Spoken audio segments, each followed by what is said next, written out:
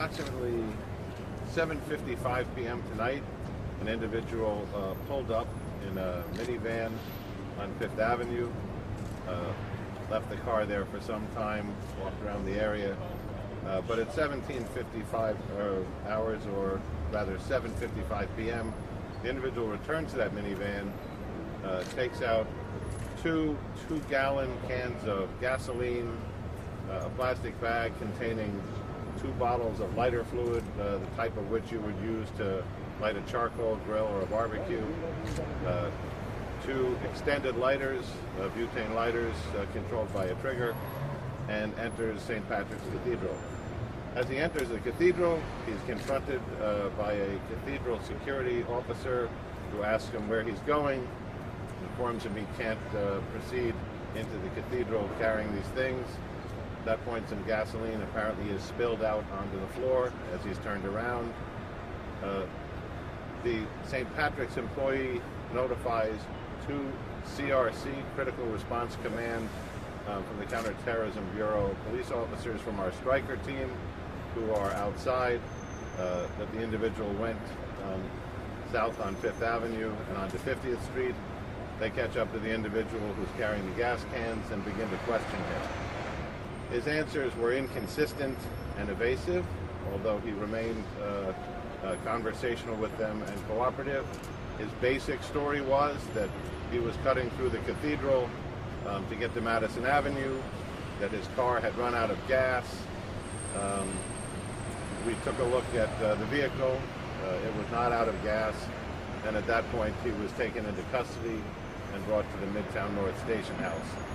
There was some very good work done here, obviously by the St. Patrick's Cathedral security officer who encountered this man immediately inside, as well as the 2 CRC police officers who tracked him down, engaged him in conversation, questioned him, located the vehicle, and took him into custody. Questions? Is terror being considered as a possible motive? It's too early to say that. It's hard to say exactly what his intentions were, but I think the totality of circumstances of an individual walking into an iconic location like St. Patrick's Cathedral, carrying over 4 gallons of gasoline, 2 bottles of lighter fluid, and lighters, is something that we would have great concern over. His story is not consistent, so he is in conversation with detectives right now.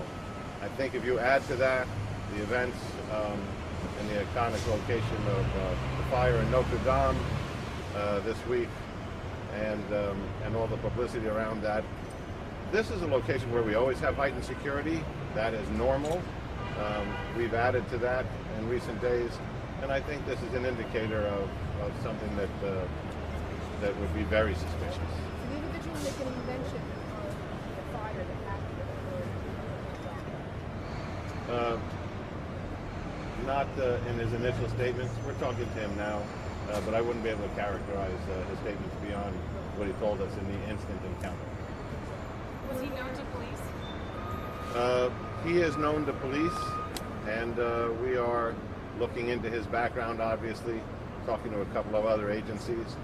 This investigation involves the Detective Bureau.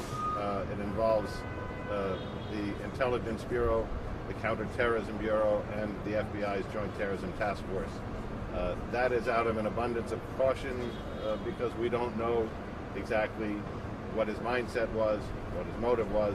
But we do know that carrying 2 cans of gasoline and the equipment to light that through a public area in a place like St. Patrick's Cathedral is something that presents a danger to the public, and that's why he's in custody.